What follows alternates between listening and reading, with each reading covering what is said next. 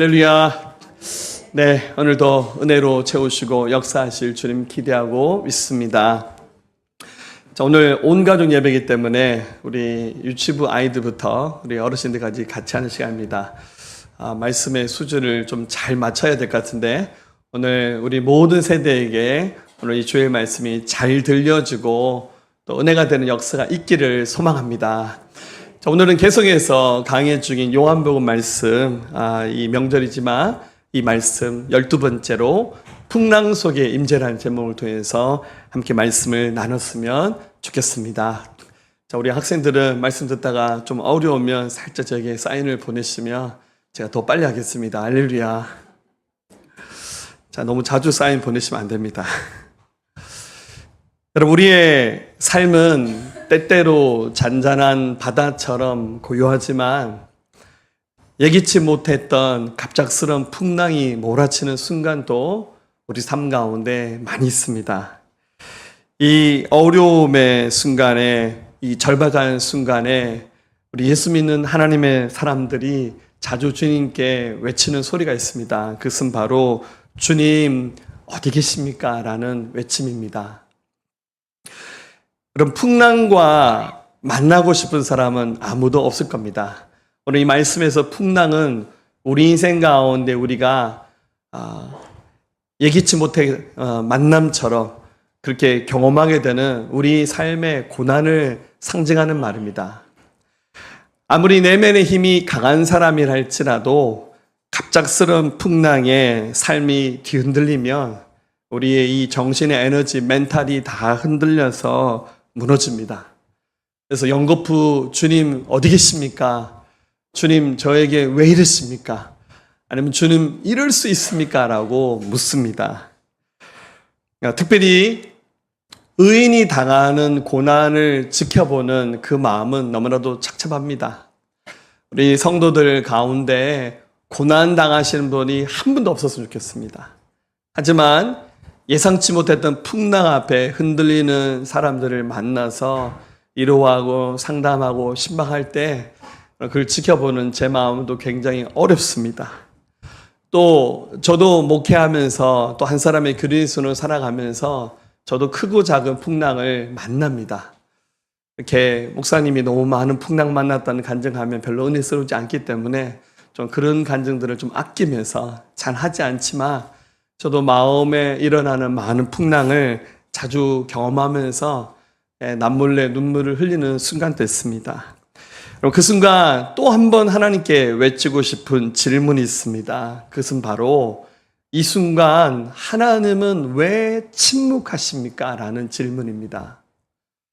분명 하나님 살아계시고 우리는 하나님의 사랑하는 자녀임에도 불구하고 하나님 왜 이런 고난 당함을 우리에게 허락하셨고 그리고 이 고난의 시간이 굉장히 길어지면서 힘든고 어려운 시간을 보낼 때 마치 하나님은 침묵하시면서 아무 말씀도 하지 않는 순간 약간 오해를 하죠.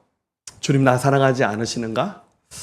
혹은 주님 나 버리셨나? 이런 생각을 여러분들 문득문득 하게 되리라고 생각합니다. 오늘 이 말씀의 결론과 같은 이야기입니다. 여러분, 이것은 절대 사실이 아닙니다. 풍랑 속에서도 주님은 반드시 계십니다. 그리고 역설적으로 말하자면 풍랑은 주님이 임재하시는 또 다른 장소이기도 합니다. 자, 오늘 이 본문에 나오는 요한복음 6장에 예수님의 사랑하시는 12 제자들이 갈릴리 바다에서 배를 타고 가다가 큰 풍랑을 만납니다. 여러분들 배가 살짝 흔들린 정도가 아니라 이 심한 풍랑에 예수님이 12 제자가 전부 다 배가 뒤집혀져서 이 갈릴리 바다에서 죽을 수도 있는 위기의 상황이 다가왔습니다. 이 어려움의 고난 속에서 예수님의 제자들은 다시 한번 주님을 뜨겁게 만나게 되고 이 풍랑이 바로 예수님의 임재를 경험하는 장소가 될 수 있었습니다. 자, 이들이 경험했던 예수님의 모습을 오늘 이 짤막한 본문 말씀을 통해서 함께 배우면서 여러분 인생에 풍랑이 다가오셨다면 이겨내시면서 이 풍랑 가운데서 우리 주님 만날 수 있는 애가 저와 여러분들 임하기를 우리 예수님의 이름으로 축원합니다. 자, 먼저 이 말씀에서 이 본문에서 세 가지 단락으로 나눠서 말씀을 우리가 상고하기 원하는데요. 가장 먼저 고난에 대해서 한번 생각해 보기를 원합니다. 여러분들 정말로 피하고 싶은 것이 있다면 바로 인생의 고난입니다. 근데 여러분들 우리가 살아가면서 왜 우리가 이런 고난을 당하는지에 대해서 한번 깊이 생각해 보셨으면 좋겠습니다. 분명히 우리가 주님 사랑하시는 자녀인데 여러분, 여러분의 사랑하는 자녀가 고난 가운데 엎어져서 깨지고 눈물 콧물 다 쏟으면서 정말 지옥 밑바닥에 문을 여는 듯한 그런 삶을 쳐다보면서 즐거워하고 좋아할 그런 부모는 아무도 없습니다.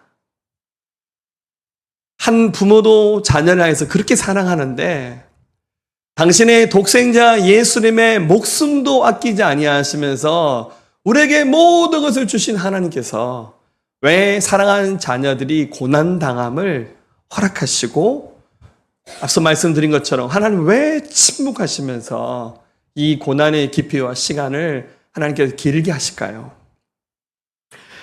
여기서 우리 왜 이 고난을 마주하는지에 대해서 생각해 봤으면 좋겠습니다.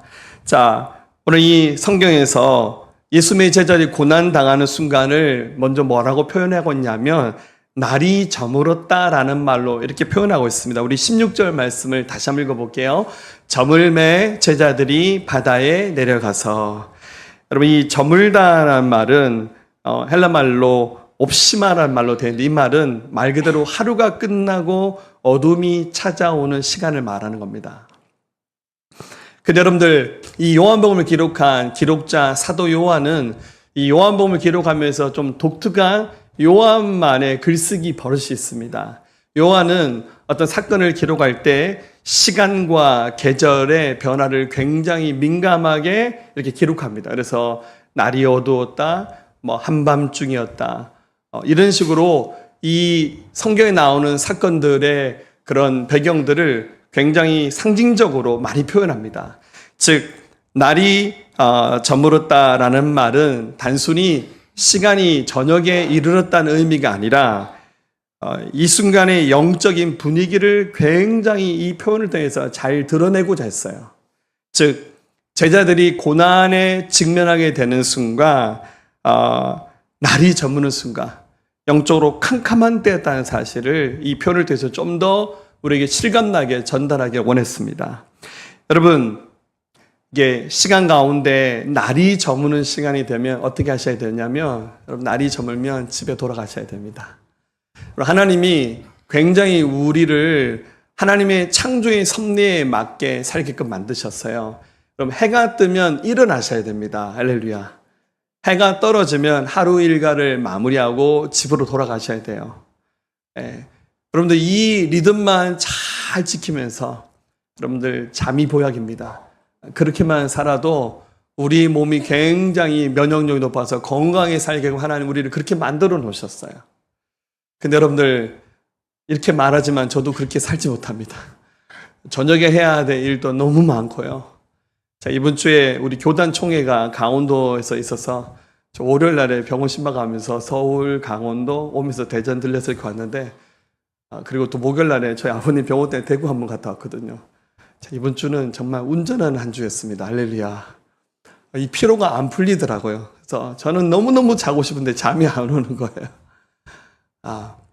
여러분 마찬가지로 우리가 자연의 섭리와 이치를 알아서 살아가는 것처럼 하나님이 우리 삶을 이끌어가는 이 흐름이 있습니다.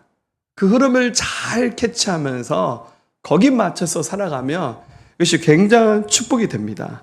여러분 날이 저물었습니다. 날이 저물었을 때 배를 이끌고 갈릴리 바다에 나간다는 것은 결코 지혜로운 것은 아닐 겁니다. 근데 오늘 말씀 보니까 예수님의 제자들이 가버나움으로 가기 위해서 배를 이끌고 한밤중이 다 돼가는 시간에 이 갈릴리 바다로 나갔습니다. 자, 요한은 또 표현하기를 어두웠다라고 이렇게 표현합니다. 17절 앞부분 보면 배를 타고 바다를 건너 가버나움으로 가는데 이미 어두웠고 여러분, 날이 저무니까 금방 캄캄해진 것은 당연한 겁니다. 근데 이것은 단순히 빛이나 조명이 없다는 것을 나타내는 말이 아니라 이게 스코티아라는 헬라 말로 되었는데, 이것은 성경에서 자주 하나님의 뜻에 대해서 무지한 그런 영적 상태에 있는 것을 표현할 때 이 단어가 같이 사용이 됩니다. 즉 예수님의 제자들이 날이 어두워져서 캄캄해졌는데 배를 끌고 갈릴리 바다로 나간 이 순간 이들의 결정과 행동이 단순한 것이 아니라 이들이 영적으로 굉장히 둔하여져 있다는 것을 표현하기 위해서, 이것을 드러내기 위해서 이렇게 표현하고 있습니다. 여러분, 우리 세상 살아가면서요, 이 세상에 많은 것들이 자주자주 우리의 영적 시야를 캄캄하게 만듭니다. 여러분, 죄송하지만 세상을 많이 쳐다보면 쳐다볼수록 우리의 눈이 계속 감겨집니다. 그리고 하나님과 전혀 상관없는 세상의 즐거움, 쾌락, 세상에 속한 것들에 집중하다 보면 하나님 생각을 못해요. 예배하고 기도하는 것들이 생각나지 않아요. 그리고 이런 것들이 우리의 마음을 꽉 채우게 되면 그나마 가지고 있었던 영적 분별력, 믿음, 이런 것들이 막 바닥을 치면서 주님을 보지 못하게 됩니다. 자, 이 순간 여러분들이 우리 말씀을 읽었잖아요. 결국 예수님의 제자들이 이 갈릴리 바다에서 풍랑을 만납니다. 우리가 풍랑이라고 하는 고난을 마주하게 되는 결정적인 이유는 바로 영적 무지, 영적 캄캄함에서 이것이 비롯된다는 겁니다. 자, 그런데 오늘 이 본문에서는 예수님의 제자들이 고난을 당하게 되는 결정적인 이유를 하나를 소개하고 있습니다. 그것이 뭡니까? 바로 주님하고 상관없이 주님보다 앞서가는 순간부터 이들에게 고난이 다가왔다는 겁니다. 자, 분명히 우리가 예수를 믿을 때 예수를 나의 주님이라고 고백하잖아요. 여러분, 우리는 주님의 종입니다. 여러분, 종의 생각, 종의 감정, 죄송하지만 그것은 그다지 중요하지 않습니다. 주인 되시는 우리 하나님의 생각에 따라, 그분의 계획과 그분의 의지에 따라서 살아가는 게 그게 진짜 믿음입니다. 그런데 어느 순간 우리가 예수를 믿고 난 다음 분명히 예수님을 나의 주님이라고 고백했지만 예수님을 주님으로 인정하기보다 예수님 좀 가만히 계세요. 내가 더 잘합니다. 이거 내가 많이 해봤습니다. 하면서 주님을 멀리하고 내 생각, 내 뜻대로 움직이는 때가 많습니다. 여러분, 이것이 고난에 대한 모든 것을 총망라한 그런 성경 본문은 아닙니다. 그렇지만 적어도 오늘 이 성경 본문은 우리에게 말하기를 주님보다 앞서갔기 때문에 제자들에게 고난이 다가왔음을 이 성경은 말하고 있습니다. 여러분, 우리 지난주 말씀 기억하시죠? 요한복음 6장 1절부터 15절까지 바로 오병이의 기적. 예수님의 제자들이 예수님과 함께 들판에서 예수님의 설교가 끝나고 난 다음에 배고픈 사람들에게 보리떡 5개와 물고기 2마리를 가지고 예수님이 감사 기도하면서 이것을 나눠드렸는데, 여러분들 그 자리에 한 2만 명 가까이인 사람들이 이 기적에 식사를 했어요. 아무리 나누고 나눠도 떡과 생선이 떨어지지 않았어요. 여러분, 근데 이 심부름을 누가 했냐면 예수님이 12제자들 했어요. 바구니에 생선과 빵을 담아서 막 사람들에게 나눠주는데, 여러분, 이거 좀 예수님의 다른 표적과는 좀 달라요. 다른 표적은 예수님이 직접 표적을 행하고 제자들은 그냥 구경하면서 아멘하는 것이 끝이었는데, 이번은 그게 아니라 제자들이 직접 심부름을 했어요. 그들의 바구니에서 이 떡을 나눠주는데 이게 떨어지지 않는 거예요. 생선을 나눠주는데 생선이 모자라지 않았어요. 그러니까 예수님의 제자들의 손을 통해서 이적이 계속 나타나는 거예요. 여러분, 이 말씀 바로 그 다음에 일어난 사건입니다. 엄청난 사건이 일어났죠. 막 사람들이 예수님의 이름을 연거푸 부르면서 저분을 우리의 왕으로 삼아야 된다고 막 예수님 인기가 막 하늘을 찌르는 거예요. 제자들이 그 자리에 서 있으니까 자신들 어깨도 힘이 들어가는 거예요. 야, 예수 왕 되시면 그 다음 우리는 뭐지? 굉장히 흥분된 상태였는데 예수님이 갑자기 하신 말씀이 제자들에게 너희 빨리 이 들판에서 산에서 내려가라라고 말씀하십니다. 여러분 그 자리에 좀 가만히 있으면 더 굉장한 일이 일어날 것 같은데 예수님은 제자들을 급히 이 산에서 내려가라고 재촉합니다. 이 말을 이제 요한복음은 기록하고 있지 않지만 똑같은 사건을 기록한 마가복음 6장 45절에는 예수께서 즉시 제자들을 재촉하사 자기가 무리를 보낸 동안 배 타고 앞서 건너편 베세다로 가게 하시고, 자, 재촉했단 말이죠. 제자들이 거기 계속 기다리니까 야 베드로 정신 차려라, 너 빨리 내려가라고 예수님이 제자들을 재촉하면서 배를 타고 내려가도록 하셨어요. 자, 제자들은 영문도 모른 채 주님이 내려가라 하니까 배를 탑니다. 그리고 예수님은 이 배에 오르지 않고 산으로 기도하러 가버리셨어요. 자, 굉장히 고된 하루였고 굉장히 많은 일이 일어나는 하루였습니다. 좀 피곤할 만도 한데 제자들은 배를 타고 낮에 있었던 그 충격적인 사건. 여러분들 오늘 우리 교회에서 오병이 기적이 일어났다고 생각해 보세요. 할렐루야. 오늘 간식이 빵이더라고. 할렐루야. 예, 저걸 나눠줬는데 끝나고도 12강조가 남았다 생각해 보세요. 아마 다 집에 안 가고 뭐 계속 드실 것 같아요.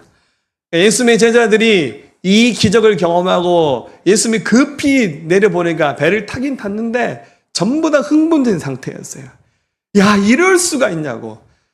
내가 예수님이 정말 대단한 분인 줄 알았지만 엄청난 사건이 일어났다면서 제자들은 그 흥분을 감추지 못하면서 거의 잠을 자지 않고 얘기하는데 오늘 성경 보니까 풍랑을 맞았던 시간이 우리 시간으로 계산하면 새벽 한 3시에서 6시 사이입니다. 그러니까 밤새 자지 않고 그들이 이야기하면서 갔는데 한참 가다 보니까 그 배에 예수님이 없었어요. 그리고 예수님 없이도 그들이 너무 앞서가기 시작했습니다. 어쩌면 앞서 경험했던 오병이어의 기적이 독이 될 수도 있었습니다. 17절 후반부에 예수는 아직 그들에게 오시지 아니하셨다니. 자, 여러분들 예수님 없는 사실을 그들이 알았습니다. 어떻게 해야 됩니까? 멈췄어야 됩니다. 예수님의 제자들은 이 순간 굉장히 자만했어요. 특별히 또 예수님의 제자들 가운데 대다수가 이 갈릴리 바다, 사실은 호수인데 너무 호수가 커서 바다라 부릅니다. 이 갈릴리 바다에서 고기 잡는 어부들이었어요. 그래서 이 갈릴리 이 바다의 지형도 너무 잘 알고요. 어디가 수심이 깊은지도 알고 어디 가서 그물을 내려야 고기가 잘 잡힌지도 알고 이 갈릴리 호수에 대해서, 바다에 대해서는 완벽하게 알고 있었어요. 그리고 또 주님의 기적도 경험했잖아요. 그래서 이들의 그 경험이 주님 없이도 충분히 이 갈릴리 호수를 건널 수 있다라는 자만심을 가져왔던 것 같아요. 앞서 말씀드렸듯이 오늘 이 본문이 고난에 대한 모든 것을 말해주는 성경 말씀은 아닙니다. 그러나 적어도 오늘 성경은 한 가지를 분명히 말씀하고 있습니다. 주님보다 앞서가면서 교만해지는 순간 주님의 놀라우신 섭리 아래 주님이 허락하신다는 말이 맞는 것 같아요. 주님이 고난당함을 우리에게 허락하시는 것 같아요. 너무 자만하지 말라고, 너무 교만하지 말라고, 더 겸손하라고 주님 우리에게 이 고난이라는 풍랑을 허락하시는 것 같습니다. 결국 고난의 시작은 예수님을 잊어버렸는데 예수님을 잊어버린 것조차도, 잃어버린 것조차도 알지 못하고 찾지도 않기 때문에 그냥 가만히 내버려 두면 안 될 것이라고 생각하기 때문에 어쩌면 우리 주님이 우리에게 이 고난을 허락하신지도 모르겠습니다. 자, 그럼 이 고난 앞에서 여러분 어떻게 하셔야 됩니까? 여러분들 고난 당할 수 있어요. 근데 얻어 터지면서도 계속 얻어 터지고 전혀 거기서 일어나지 못한다면 여러분 그건 정말로 안타까운 고난이에요. 하나님이 허락하신 우리 인생에 고난이 찾아왔을 때 우리는 뭘 해야 됩니까? 바로 이 고난의 현장에서 살아계신 주님을 만나야 돼요. 우리에게 다가오셔서 내니 두려워하지 말라라고 말씀하시는 주의 음성을 들을 수 있어야 됩니다. 자, 여러분들 큰 파도와 바람이 일어나기 시작했습니다. 여러분 그 자리에서 뭐 해야 됩니까? 여러분들 예상했던 대로 예수님의 제자들은 그 새벽 시간이 다가왔을 때 갑자기 바람이 불고 파도가 치니까 여러분들 어떻게 해야 됩니까? 막 살아남기 위해서요. 18절에 큰 바람이 불어 파도가 일어나더라. 자, 여러분들 바람이 불고 파도가 쳤습니다. 우리가 또 바닷가에 살잖아요. 우리 여기 영일만 바닷가에 나가면 저기 호미곶에 가면 수많은 바람과 파도를 보셨죠. 그래서 오늘 성경 보세요. 바람 한 점, 파도 하나도 하나님이 일으키신다는 거예요. 여러분 하늘에 따뜻한 햇빛도, 여러분들 이 땅에 살고 있는 벌레 한 마리도 하나님이 기르시고 입히신다는 겁니다.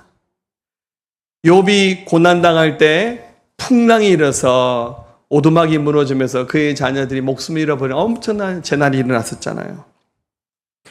요나가 니느웨로 가라는 주의 말씀을 버리고 다시스 스페인으로 가는 배를 타고 가다가 지중해에서 풍랑을 맞았는데 그 배가 상선이었습니다. 배에 있었던 사람들이 아무래도 이 배에 재수 없는 사람이 타서 이런 것 같다고 제비뽑기를 했는데 한 명이 걸렸는데 그 사람이 누굽니까? 배 밑바닥에서 잠자고 있어서 요나였어요. 그 사람들이 아무래도 이 사람 때문에 풍랑 맞은 것 같다고, 요나가 알았다고, 나를 그냥 바다에 내버리라고. 그 사람들이 요나를 그 지중해 바다에다 버려버립니다. 근데 순식간에 풍랑이 잠잠해집니다. 근데 하필이면 큰 물고기가 나타나서 요나를 덥석 뭅니다.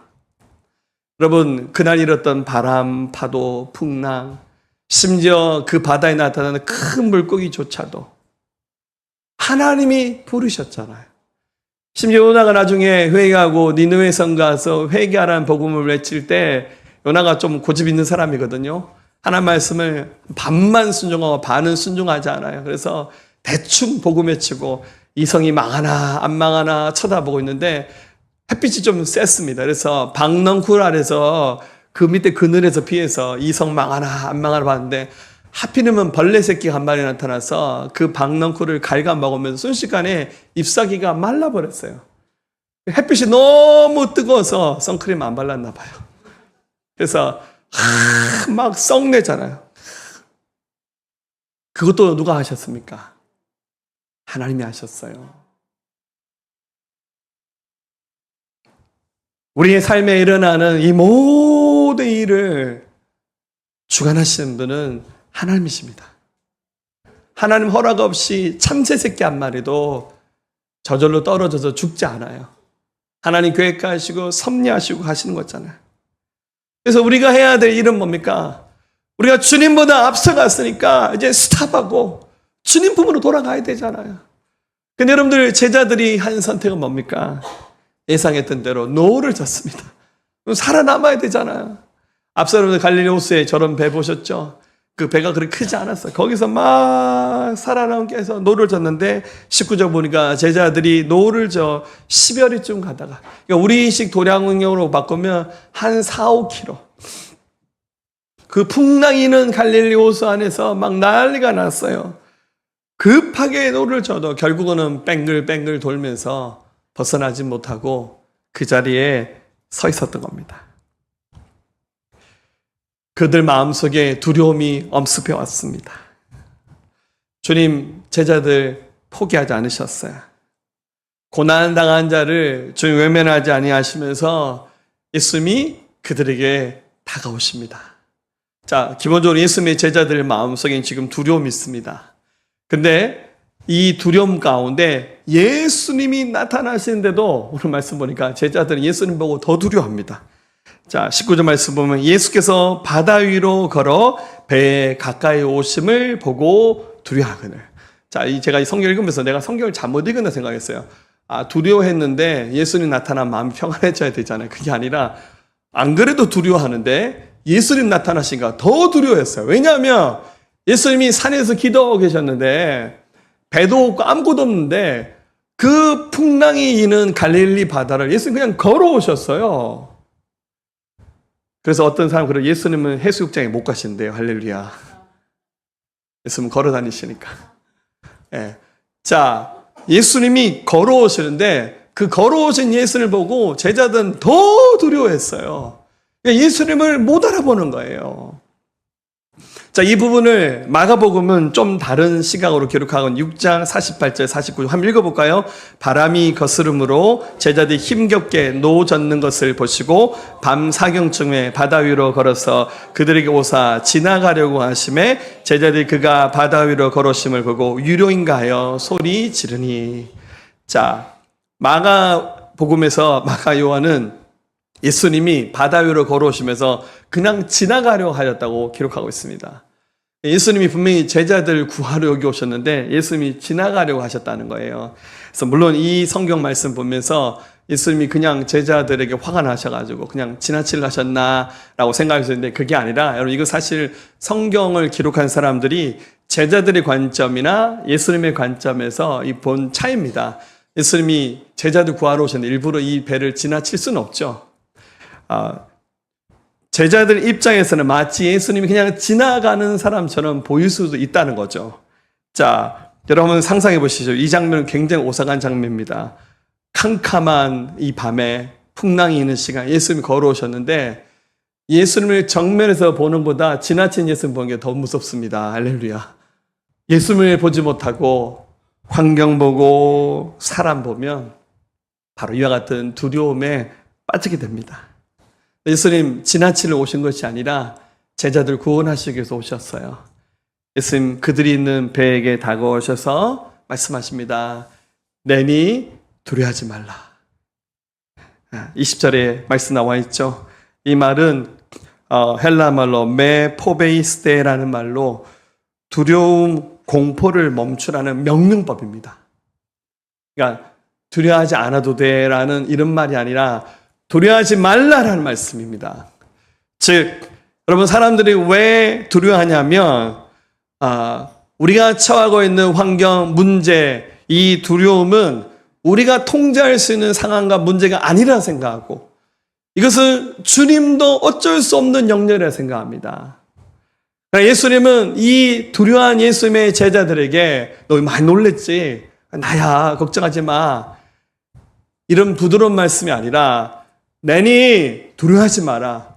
너 왜 두려워하냐라고 명령법으로 그 두려워하는 마음을 꾸짖으시면서 그들에게 다가오셨습니다.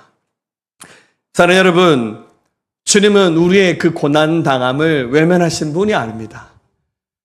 우리 인생의 모든 문제를 집중해서 주님 쳐다보고 계십니다. 우리가 힘겹게 노를 젓듯이 내 힘과 내 능력을 한번 벗어나다 버리고 막 애쓰고 힘쓰는 그 순간 주님 보고 계셔요. 왜 그런지 아세요? 어떤 점에서 힘 빠질 때까지. 여러분 물에 빠진 사람 건져러 갈 때 그러잖아요. 물에 빠져서 막 허우적대는 사람 잘못 건져러 가면 구조원 같은 사람도 같이 죽어요. 왜냐하면 그 살아남기 위해서 막 허우적대는데 수영도 못하면서 허우적대는 게 아무 도움이 안 되잖아요. 그래서 오히려 말하자면 구조 장비가 없으면 차라리 힘 빠질 때가 좀 기다렸다가 건지러 가는 것이 낫다 그러잖아요. 적절한 비유인지 모르겠지만 내 힘으로, 내 생각으로, 내 능력으로 해보려고 막 애쓰고 힘쓰는 순간 주님은 어쩌면 관망하시면서 지켜보고 계신지 몰라요. 우리 힘으로 안 된다는 것이 인정되는 순간 우리 인생은 그래요. 그 순간부터 기도하고 그 순간부터 주님 찾잖아요. 주님 다가오십니다. 이 자리에 계신 주님 분명히 우리 인생의 풍랑을 도우시기 위해서 오셨습니다. 우리 인생의 풍랑 속에서 하나님의 임재를 느끼는 순간 여기도 주님 계셨구나. 여러분들 물 위에 예수님 걸어온다는 건 상상할 수 없는 일이었잖아요. 근데 정말 주님이 물 위를 걸어 그냥 오셨어요. 여기도 주님 계신다니까요. 주님이 계시다는 주님의 임재를 깨닫는 순간부터 우리 마음에 두려움이 사라지고 우리 마음에 평안이 임합니다. 마지막입니다. 결국 이 문제가 해결되는 순간, 그 구원의 순간은 어느 때입니까? 노를 젓는 순간이 아닙니다. 결국 우리의 모든 문제가 해결되는 순간은 예수님께서 그 배에 이르셨던 순간입니다. 자, 무슨 말입니까? 주님의 관점에서는 배에 이르신 것이고, 우리의 관점으로 말하면 주님을 이 배에 모셔드리는 순간부터 고난이 끝이 났어요. 21절, 이에 기뻐서 배로 영접하니 배는 곧 그들이 가려던 땅에 이르렀더라. 자, 무슨 말이죠? 주님을 모시는 순간 순식간에 일어나는 풍랑이 그쳤습니다. 마가복음 6장 51절 52절, 배에 올라 그들에게 가시니 바람이 그치는지라 제자들이 마음에 심히 놀라니 이는 그들이 그 떡 떼시던 일을 깨닫지 못하고 도리어 그 마음이 둔하여졌음이라. 적어도 이 본문 말씀을 기록한 마가요는 말하기를 예수님이 굳이 바람아 잠잠하라 꾸짖지 않으셨어. 오늘 요한복음에서도 그런 기록은 나와 있지 않습니다. 다만 주님이 그 배에 이르르셨을 때 우리의 관점에서는 주님을 우리의 인생의 배에 모시는 순간부터 바람이 그쳤다는 거예요. 이 말은 바로 즉시란 말입니다. 즉시, 곧바로 에오데오스라는 말로 기록되는데 주를 모시는 그 순간 바로 모든 풍랑이 잠잠해졌습니다. 사랑하는 여러분, 앞서 말씀드렸듯이 이 본문의 말씀이 우리 인생의 모든 고난을 다 설명해주는 그런 성경 말씀은 아닙니다. 그러나 적어도 고난 앞에 섰을 때 예수님의 제자들은 예수를 모시는 순간 이 풍랑이 잠잠해졌다는 거, 이 말씀에 좀 도전받았으면 좋겠습니다. 이탈리아의 남쪽에 내려가면 칭기노라는 댐이 있는데요. 물을 가둬놓은 댐입니다. 근데 이 댐이 왜 유명하냐면 이 칭기노 댐에 가면 굉장히 아주 특이한 광경이 있습니다. 이 댐의 높이가 160피트입니다. 우리 도량역만큼 한 50m 좀 안 되는, 그리고 이 댐의 이 벽이 거의 수직으로 만들어져 있습니다. 그런데 이 칭기노 댐 이 수직으로 된 그 절벽 위를 걸어가는 염소가 있습니다. 이 염소의 종을 알파인 아이맥스라고 한답니다. 이게 그 유럽에 많이 살고, 유럽 알프스에 많이 살고 있는 그 들 염소 종에 속하는데, 이 염소들이 이 절벽 이렇게 붙어서 걸어서 정상까지 올라간다는 거죠. 우리 같은 사람은 절대 못하는 일입니다. 굉장히 특이한 것은 이 염소의 그 발바닥이라 그러죠. 이 발바닥이 굽처럼 갈라져 있는데 고무 밑창처럼 굉장히 부드럽게 만들어졌습니다. 제가 가짜 뉴스 얘기하면 안 되니까 제가 이거 어제 많이 찾아봤습니다. 어제 유튜브도 제 영상을 보고 오늘 아침에 제가 챗 GPT에게도 물어봤습니다. 그러니까 맞더라고요. 확인하면서 제가 잘못된 정보 알려드리면 안 되니까. 정말 이 발바닥이 굉장히 특이하게 생겨나서 이 염소들은 이 절벽 위를 걸어갈 수 있답니다. 그래서 이 댐을 보는 사람들이 너무 신기한 광경에 많은 사람들이 신기하다. 어떻게 저렇게 수직 높이 가까운 저 절벽 댐을 걸어서 올라가나. 이유가 있습니다. 그 이유는 이 알파인이 평상시에 먹는 그 풀에는 소금이 별로 들어있지 않아서 이 알파인은 소금을 굉장히 먹고 싶어하는 마음이 있는데, 공교롭게도 이 댐을 이루고 있는 벽의 이 돌들이 소금으로 만들어진 돌이래요. 그래서 그 속에 있는 미네랄과 소금을 먹기 위해서 이 염소들이 이 벽을 이렇게 기어간다는 거죠. 아무리 염소지만 떨어지면 죽습니다. 떨어지면 다리 하나 부러집니다. 그 소금을 갈망하면서 거의 수직 가까이 있는 이 절벽 위를 걸어 올라가면서 정상까지 오른다는 거죠. 바로 고난을 대하는 우리의 태도가 이와 같았으면 좋겠습니다. 우리 하나님, 우리 사랑하십니다. 절대 우리 포기하지 않으십니다. 사랑 많으신 하나님이 우리에게 고난을 허락하시는 그 하나님의 마음을 좀 느끼시면서 여러분, 고난 앞에 절망하고 좌절하면서 엎어지지 마시고 여러분, 주님 바라보셔야 됩니다. 그리고 이 고난 가운데 오늘 말씀은 풍랑이 있는 그 갈릴리 바다가 바로 주님이 임재하는 장소였습니다. 주님 만나고 주님 경험하는 순간 순식간에 그 풍랑이 사라져버리면서 그곳에 하나님의 거룩한 성령이 임재하시는 장소로 바뀌어졌습니다. 이 시간 혹시 인생의 풍랑 가운데 서 계시다면 주님 어디 계십니까? 라는 이 외침만, 이 질문만 하시는 분들이 아니라 우리와 함께 하시는 주님 바라보시면서 우리의 목적지까지 안전하게 인도하시는 살아계신 주님의 손길, 저 인도하심을 경험하는 저와 여러분들 될 수 있기를 우리 주님의 이름으로 축원합니다.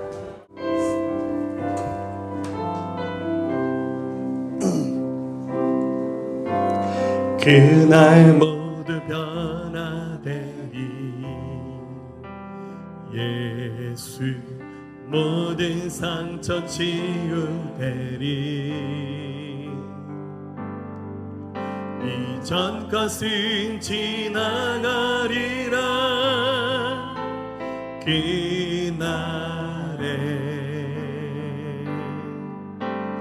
그날 모두 알게 되리 예수 모든 답을 얻게 되리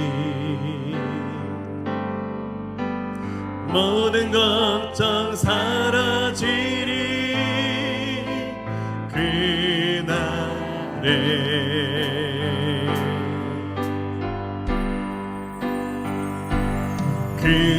그날에 천국에서 영원한 기쁨 주와 나누리 주의 얼굴 뵐 때 승리의 노래 부르리 그날 주의 얼굴 보리 그날 주의 얼굴 보리 예수 그 신은혜 알게 되리 또 호련히 변화되리라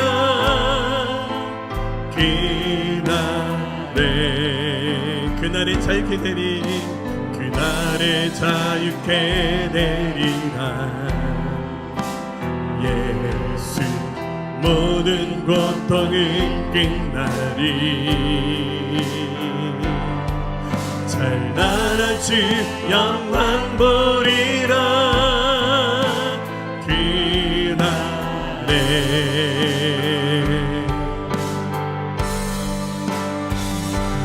그날에 천국에서 영원한 기쁨 주와 나누리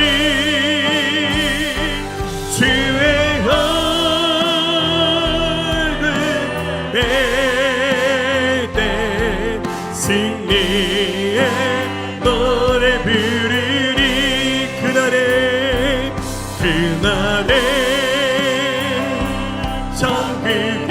천국에서 영원한 기쁨 주와 나누리 주의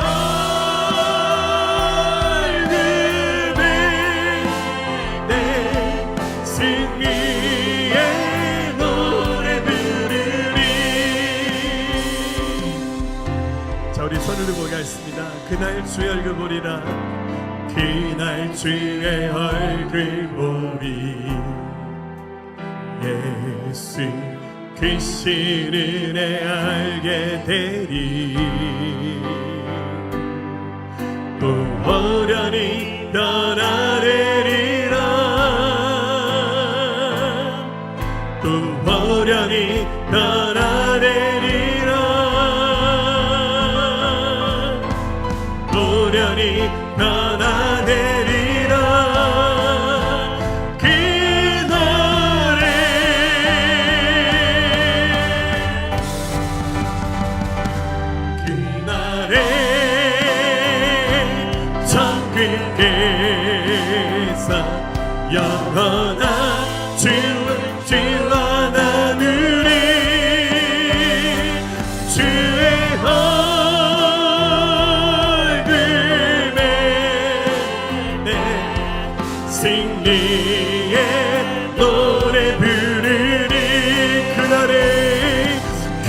나를 정근해서 영원한 기쁨 주와 나누리. 주의 얼굴 볼 때 승리의 노래 부르리. 승리의 노래 부르리. 승리의 노래 부르리. 아멘. 우리 함께 기도합시다. 이제는 우리 주 예수 그리스도의 은혜와 독생자를 아낌없이 내어주신 하나님 아버지의 만극하시고 다함없는 사랑하심과 성령님의 감화감동 내저사 충만 교통하심이 풍랑 가운데서 우리를 지키시고 인도하실 주님을 신뢰하며 또 하나님께 믿음으로 살아가길 고백한 사랑하는 성도들의 그 10년 가운데 이들 가정과 일터와 나라 민족과 모든 열방과 우리 새생명교회 지금부터 영원토록 함께 하옵시기를 간절히 축원하옵나이다. 아멘.